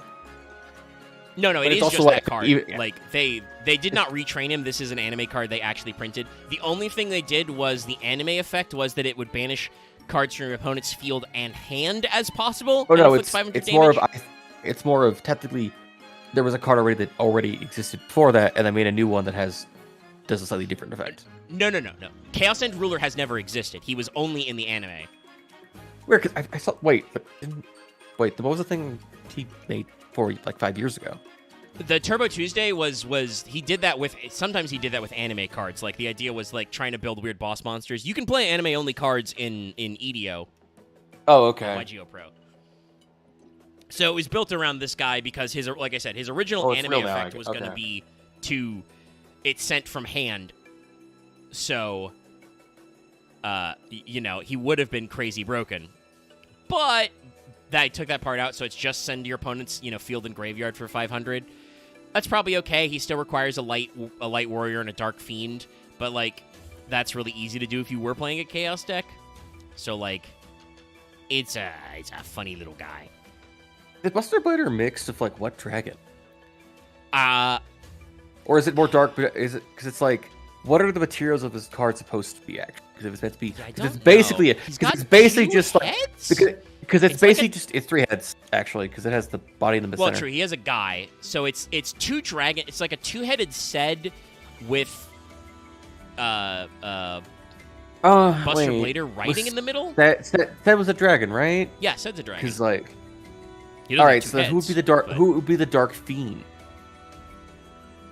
Yeah, that I don't know. Like because if we were to put this like it is a chaos summon, but it is also actually because a chaos summon basically is just like is just a contact fusion from it is technically just a contact fusion with like a bit different concepts, you know. At least in retrospect, I think like basically all the chaos monsters are basically just contact fusion cards that aren't extra. Yeah. Like, it's... Or even more like contact rituals. it is an odd one that I don't know exactly what its inspiration is. Because, like I said, it was just a weird anime-only background card, so the art may not mean anything. It may just have been a cool art they drew. Because it's... Let me check what it is. Yeah, it's just in... it's just, like, in the background of Zexal. Like, it's shown in a commercial, and then is on display in a museum, and then some... I can only assume some jobbers, because the wiki says their names are... it says, and I quote, I'm quoting the wiki, Scorch and Chills reveal to Weasel they plan to steal this deck with the help of their numbers. I can only assume they were jobbers. Early game, early series punks. Also says a lot about, like, just the way the Zexal dub was handled. Those names are very bad. Next card. Yeah, you didn't hear me clapping. You didn't hear me do the fucking next meme clap. I did because of the yeah. But yeah, so we should have done that as a bit. Maybe people actually would have built for actual subscriber traction for one. That would require well. I think there's a non-zero people actually like there, but I don't know if people remember the next meme. Let me know. Let me know in the comments if you remember a next meme, because that's pretty ancient at this time. But the major thing to talk about, because we've run through all the overframes, which is the general consensus, like I said, is they're pretty okay. The rival ones are good, but I don't feel like any of them are crazy good. Like, you know, they do good stuff in their decks, and they have potential. Like I said, a couple of the ones they showed for heroes that we hadn't talked about yet, Dark Magical Curtain and the Synchro Emergency, are like, oh, those will probably do something to the current meta if there's not a ban list adjustment, because they let you do a couple of goofy things. But they're still, like, reasonable cards to pull out. And who knows, maybe people start teching in Dark Spellcasters. But, as predicted, it is apparently the epoch, the era of Pantomime Knights. Because... sorry, I'm grabbing the wrong item. Oh, yes, can I? Thank you. Trying to grab the chat window. Let me... That's not correct. Here we go. Thank you, OBS. Grabbing a bunch of different things. All right. So. I thought eventually you'll get good at it. I mean, it's not really a get good thing. It's just OBS is free, so everybody uses it. I don't really know if there's a better way to manage. I got a lot of layers in the scene because at different times I had to move through a bunch of different stuff. So it's like it's hard to tell when you're clicking on something what layer you're clicking on until after you've clicked it. So sometimes I click on a layer in OBS and I'm like, I go to drag it and I'm like, wait a minute, that's not the right layer. But we've got it sorted out now. This is correctly compositioned. The thing I want to bring up, I have a thing I want to bring up with you, like I guess like off stream, but I don't know if you'll be able to come back because I don't know if you'll be available in like 4 hours from now. Probably not. I mean, what's in your head? Is it like? Really I just don't want to say it on mic. Okay. It's because it's I guess it's an analytics kind of thing. I mean, you can talk about my analytics. I don't know. Oh, it's okay. I think a lot of reasons for not getting subscribers because I guess I'm around a lot and also Lucky's around a lot. So like I think it's because some people randomly like walking videos don't actually want to stick around for. So I think that's why we're not getting it. Those subscribers have been in like years. Well, I mean that's not actually true. My subscriber count stays relatively. The channel subscriber count stays relatively median. It's just it kind of cycles, like it ebbs and flows. We backslid a little because of some stuff going on in the early year, but now it's like starting to go back up a little. I don't know if it'll go like a big jump, but we'll see when we release an actual like audio call episode because the episodes of the podcast people want to watch are usually the story ones. Those are always our best performers. It's been pretty good, so yeah. I'm hoping. Like I said, to let everybody know, I wrote notes to at least section 8. I always say this. I think it is a good thing. I really like it. It's a story.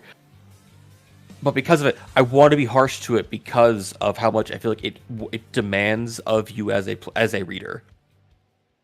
Is that fair? Yeah, I think I like I said, I'm not done with it, so this is something to think about. I could say this. 1.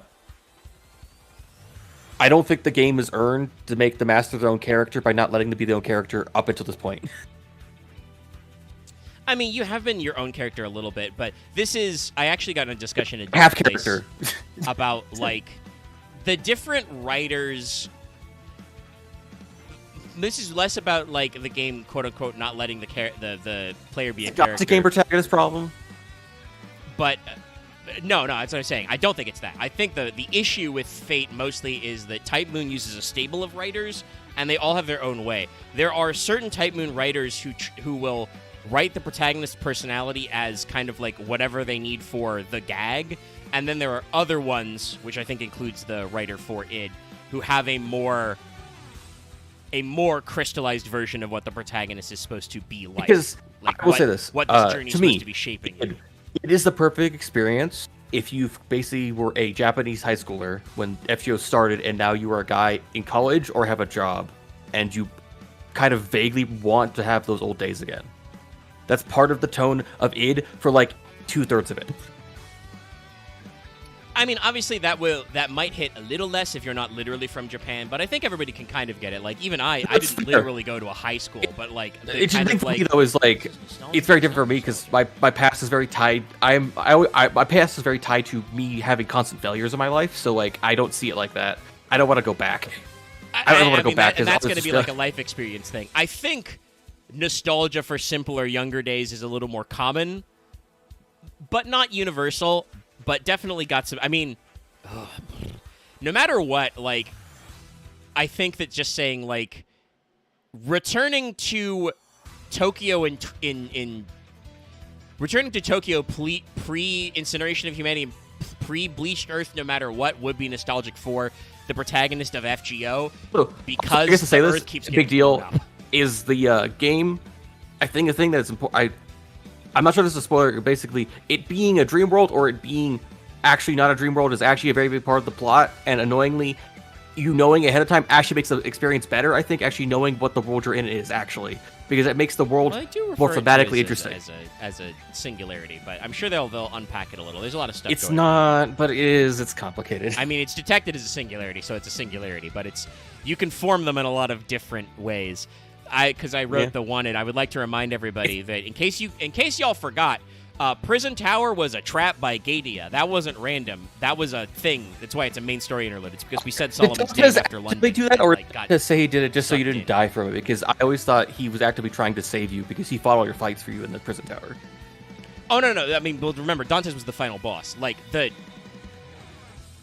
Dantes you meet in Prison Tower was summoned by Gatia to fuck you up, but that was a very dumb thing for Gatia to do because Dantes is Edmond Dantes, you know? Like, he can't his do that whole to someone thing unless he is has a Attendre Esper, so he's like, if the ending of Prison Tower is basically you defeat Edmond Dantes and he goes, all right, cool, we're collaborators now. Now I'm going to be your Abe Faria and set you free, and it's just going to be, you know, King of Mages Solomon's dumbass fault for giving me this job and not somebody else.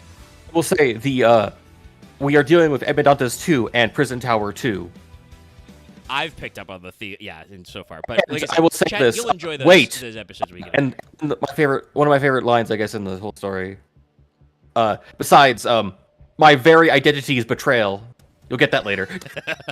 I don't think there's a couple ways I could guess who that might be, but that's just a good read no matter what. That character is insane. Or it's more of I've always hated people like you. Or wait and dare to hope. Ooh, that's a good. Dantes is learning new moves. But before we get too far afield, because that is not what this stream is about. It's about other stuff. Not that I'm sure too many people will mind a little bit of a snip. Because I know, we joked about this on our Discord earlier, but I know the way story releases for Gacha go is just like either somebody no-lifes them and they're done in like 2 days, or it takes you like 2 weeks. And I want to say that's not just about FGO. That's specifically me with Girls Frontline stories. I'm playing GFL 2. I always do them so late. I, in fact, need to start part 3 of the current event. I'm sorry for tangenting, but it's only just us, and I never get to talk to you about this because I can never just casually pull you to talk about things. Yeah, I'm not really just a cat. It's because I get really. I can't be lucky and they drag you to a corner. Well, Lucky doesn't drag me Lucky can either. Lucky yells about stuff in like Secret Tabletop Cabal and asks me questions I have to respond to. I can't yell about this and that. But also, I will say this: I won't believe in this. I'm not normal about Yoshitsune. That's okay. I think the secret to FGO I will say is you should have at least one servant you're not normal about. I have the. It's like, listen, it's Kukul. It was Kukul. It's Hephaestion, Kukulkan, Yoshitsune, and most of the time Nudicrous. Kukulkan's real rad. Also Melt, but to me that's just subconscious. Lots of people are not normal about Melt. That's a big club. By her design, she intentionally has a big gang of that. But anyways, sorry, I made it. I don't know why I made a straw sound. I'm just imagining Melt just for me. I mean, I still love the fucking meme of like you. Good. No, I'm just better than that. If I truly win her heart, I will never die. That's the goal. And I'm just imagining, Melt with her big fan base because that is her style, the whole Swan Lake, and it's just like she has a big straw and it just says "Simp Juice" and just she's slurping. I mean, yes, I guess I would attend her fucking shows, but just because I'd rather just fuck at the VIP pass because how it works. But anyway. Phantom Knights, they made some new ones. Also, yes, I just want to briefly say this. Kagekyo is weird because Kagekyo is literally a non-character. It's kind of funny, actually, because in id, Kagekyo is actually like 80% Yoshitsune, and Yoshitsune is actually like a bloodthirsty motherfucker all the time. Because there's a weird thing in Fate where all the Japanese characters are like weirdly unhuman, even if honestly, if you want me to speculate on that, I think some of that has to do with the fact that like. But usually he's also not Oni-blooded, and they also because they're not shifter in this plot, unlike Neo, where they're actually like half yokai. Yeah, but like, so Nasu specifically, and I think a lot of his friends are like deep into like Buddhist scholarship and stuff, and like whacking off people's head is not good Buddhism. It's not a good Buddhist practice. But there also are a lot of cool people in Japan's history who are experts at hitting heads. So like, it's kind of like trying to resolve. Kind of square the circle of like, okay, this person's exploits in fiction and in real life history are like really rad, but also like very violent. How do we do that? Well, I don't, maybe they're just sickos. Maybe they're just rad guys who lick swords. I don't know. I guess Man, it's like always where I always like to say about Yoshitsune. I wish existed, but they always say overseas Yoshitsune. Anyway, I had to figure out skills for what she'd be, but it's like I always want to play like Dog of War, or I've always wanted to do like one skill is Dog of War. The second skill is probably more of like the Tales of Sharingan. The third one is then unifying hero parentheses doomed, because technically the reason they got killed is because brother and his wife were basically concerned that Yoshitsune was more supported. They could actually unite all the countries together as shogun. Yeah, no. If they got to live. And brother's wife was, I forget which Yoshi he was. He's like a Gozen, I think. Too many. No, it's not. That's the girl. No, she's that's Ama the Shogun. Yoshitsune liked. Yeah. No, that's the other Yoshitsune's brother's wife was Ama Shogun, like the nun shogun. She basically became a shadow shogun after that whole thing fell out. And she has her own exploits. Like she could be a lancer in this game. She has like there's a like Mastercraft's Naginata that's attributed to like she having owned and stuff, and she lived to a ripe old age like as a nun. lot of stuff involving Yoshitsune's like mythos I would love to have in it's pulled from like Neo 2 at Neo 2's DLC and then Neo 3, where it's like that would be very fun if Neo could influence FGO, because I think it's FGO like Yoshitomo. Absolutely influenced. What was the name of Yoshitsune's brother? Was it Yoritomo? Yes, I think it was Yoritomo. Now that you say it out loud. Yeah, because it's basically he's also called Lord Kamakura. Well, I mean this is part of the problem with ancient Japanese history, especially in Heian period. Guys have names, but they have childhood names. Period, so yes, they have childhood names. They have adult names, which are usually based on names of other people, which is why there are so many Yoshis in that clan. And then also they have like appellations about, but they were lord of this province or that area or this thing. It gets even worse for women because despite them being an important part of culture, like, say Shonagon and Lady Murasaki being like important cultural figures who were known and respected, it was not the culture of the time to like record their names as like proper name, surname, daughter of so-and-so. So like a lot of that is just like cute nicknames that were in like the public gossip. Yeah, it's just I'm That's hoping. Why I believe they sometimes call her Nagito, really hard. because that's like one of Sei's aliases. I'm hoping really hard to. I'm gonna be playing in a Fate kind of. I'm gonna be playing like rules like Fate game this Thursday, so I'm trying to hope if I can actually where we play as a master and as a servant. I showed you my master cosplay already, but like I'm hoping to fucking play Yoshitsune because I'm going to fucking play I'm gonna play a fucking Tengu fucking warrior lady. I'm gonna fucking do it. I'm dedicated to because like half the time I just have to play an overly competent, overly arrogant, bloodthirsty monster half the time. It's fine. I mean, that's I feel like you can make the role playing flowchart pretty easy in your head, which is just like, what is my lord command? Nothing. Offer master to kill things with them.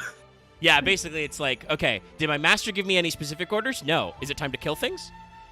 Well, they didn't tell me to stop killing things. If not, pull out some kind of ancient mythical technique. But yeah, let's go. There's a lot in the Legends of Shana. They've talked about it. But let's run through the Phantom Knights real quick because it's 8:30, and I don't want to. I was tired earlier. I don't want to be here forever. No offense to everybody in chat. I have to leave shortly anyway, so we'll power on through. And I did mention at the front of this, the Overframe episode. I just had a lot on my mind. I think the other person that actually like, I guess, were okay listening to me, but also I guess liked hearing it. I don't want to say I'm a great listener. I've talked about this. Like my need to like flee from voice chat sometimes or not get pulled into random conversations. I just keep going about material. I mean, you're not the only one. I picked up that trick from when we would do like social games with like Vesper and Robin all the time when Robin wasn't being constantly killed by work, and it was like those guys are like master conversation continuers and would just say one more thing until I had to be like, nope, I gotta go. I gotta leave. I can't be here. It's 4 a.m. But I don't mind, listening to stuff when I at least have some frame of reference. There's some stuff where I'm just like, play static sounds and dial-up noises, but you're talking about Fate, and it's like, well, that is kind of my main wheelhouse. This guy who I've showed on screen, I blew him up a little, is Phantom Knights of Decayed Cloak. Dark Warrior, obviously. Level 3, 1,300. You can use the first, second, and third effect once per turn. You can reveal one other Phantom Knight in your hand, special summon it. If this card is normally special, add a Phantom Knight's monster from your deck to your hand. You can banish this card from your graveyard, target an Xyz monster. You can use it as material. You play 3 of these. You play 3 of these. You're like shift out some of the older ones. That's what it is. Just Oh play yeah, 3 no, of like these this now. is just a.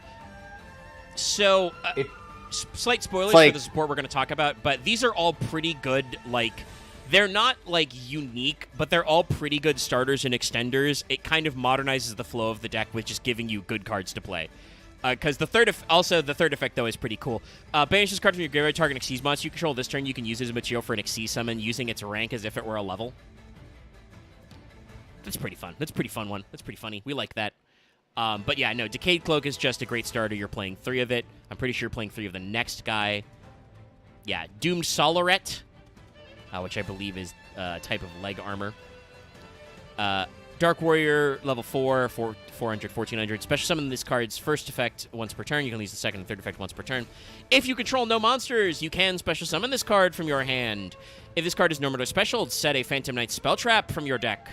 It's good. The deck is finally ash-proof. You can banish this card from your graveyard, target up to 2 level or rank 3 dark monsters you control, increase their levels or ranks by 1. So it fixes your 3s to 4s. That's good. Now we have a new Xyz monster, looking pretty sick. This is a pretty good scythe. This is a pretty cool Reaper weapon. This is Phantom Knight of Malevolent Scythe. Rank 3, Dark Warrior, 1900 attack, 0 defense, 2 level 3 Dark Monsters. You can use the 1, 2, and 3 effect once per turn. First of all, so this is detach the combo from piece. this card. Okay, so you play, I guess, with Xyz Dragon, I guess? Yeah, you play with Xyz Dragon. Yeah, probably. Probably the new one, too. You can also do the new yeah. Xyz Dragon, because you can do the version we talked about earlier. Because he is, and then you can, Dark Rebellion Xyz Dragon of Heavenly. So and then you also get destroyed, I guess, too, yeah. And then you destroy it to get the banish effect. You detach 1 to special summon 1 Phantom Knights from your deck, which is crazy good. If you Xyz summon an Xyz Dragon while this is on the field, you can add a rank up magic. That sets you up for Arc Rebellion Dragon, who is a crazy finisher. If this card is destroyed, add 1 of your banished Phantom Knights to your hand, except an Xyz I think you monster. could do the second effect pretty often, but not the third one. Like, it being just outright destroyed, I feel like it's not going to happen that much. I feel like it's just going to be, like, sent back. That's definitely a, like, giving you recover... Because we talked a lot earlier... Well, not a lot, but we talked a little earlier about, like, what makes a card in Yu-Gi-Oh! Good. And it kind of depends on what deck you're putting it into and what is common. The effect of, what's-his-face, Solaret to set a trap card from deck, that's a good effect because there are cards like Ash Blossom and a couple of other cards that would... Droll is currently legal in a lot of formats, for instance, that would respond if you added to hand. Setting traps from deck is something that's basically never countered these days. So that's a good effect for this deck, which involves trap cards. Malevolent Scythe's third effect is a good effect, not because you'll use it a lot, but because it gives you something to do if your opponent interrupts your plays. If your opponent blows you up, you get to go, okay, well, I get to recycle one of my banished guys, at least. We have a new rank up magic. Very, very spooky goth-looking rank up magic. That is rank up magic Phantom Knight's Requiem. Yeah, it looks like it's made of Phantom Knight Regalia bits. It is a normal spell, which is probably a good idea for the rank up magic in this archetype. You can activate one card with this name per turn. Target 1 Phantom Knights or Xyz Dragon monster in your graveyard or banishment. Special summon it, but it's negated. Then special summon from your extra deck 1 Phantom Knights or Xyz Dragon Xyz monster that's 1 rank higher than a dark Xyz you control by using that monster as materials. But this feels like a bit of, we take those too. Take that too. Like, yeah, no, this first is part, like...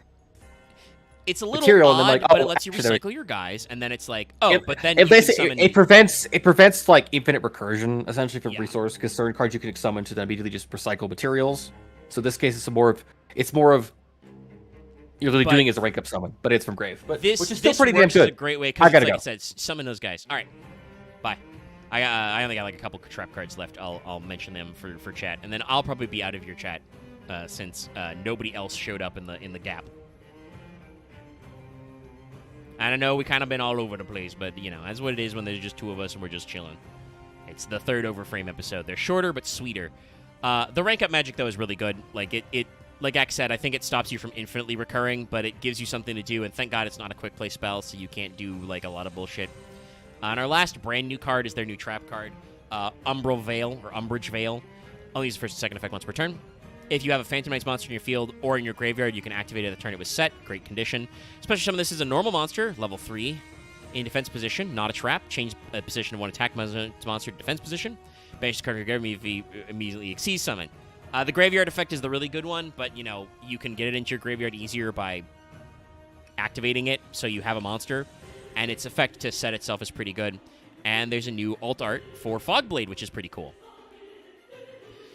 So all in all, this doesn't, like, fix a lot of outstanding problems with the deck, but it is a really good way to give them a couple of, you know, generic, like, very standard extenders and extension pieces and starters. So you definitely play both of these guys at 3 of. Malevolent Scythe is a good addition because it lets you extend and, like, go through all the steps. And the rank up magic is good. Umbrage Veil is kind of whatever, but I really like its graveyard effect. And then, like I said, new Pogblade. Pogchamp. All right, now we're going to, just so it's not there anymore, where's my window capture? We're going to switch it back and watch it be, like, really... Oh, no, it's exactly where I left it. Okay, thank you. I'll scoot you back to the corner, chat. And we'll... Yeah, I'll go ahead and flip on the stream ending scene. We're going to get on out of here. Thanks so much, though, for tuning in to this episode. We killed a little time to get you some extra hours. It's already a super short stream, though. We're not even 2 hours to talk about this. This means that next time on Fail Portrayal, we're going to talk about Phantom... The Sacred Beasts, the Phantom Sacred Beasts, including the new shit and the old shit, because that's a structure deck. At some point, we're going to have to talk about tunes, so I'm going to have to work that one out. And also, stay tuned. I didn't intend that to be a pun. It just happened. Tonight, we're going to release the next Wanted, the Wanted for Count of Monte Cristo. If you are a patron at the $5 level, you can watch it right now. It's up. It's out. So do consider supporting us on Patreon. You can also vote in polls, like for Fail Portrayal. We got one of those that's still ongoing for this month. Yeah, we're wrapping up. Like I said, there was like literally one card after that. And I'm just gonna wrap up. I'm not gonna equivocate too long. Just letting you know what we got going on. Tomorrow we should be back for more Final Fantasy XIV, where while I've enjoying Merchant's Tale, I really think I probably need to get back to the Occult Crescent and look at what the heck I need to be doing out there. But we also need to do some PvP, so we'll see about that PvP ladder. But we should be back, hopefully, with Let's Talk FGO this Friday. And like I said, we'll continue to work on id. We'll start our id recall. I'm pretty sure we're going at least as far as Section 8, I hope. Maybe further. We'll see. I gotta work on that as well, but I'm working on lots of other stuff. And stay tuned for us to post our actual play series, Reign. And if you didn't watch us play Resident Evil 6 yesterday, check that out. Alrighty. Yeah, with all of that, we're just gonna scooch on out of here. Bye, everybody.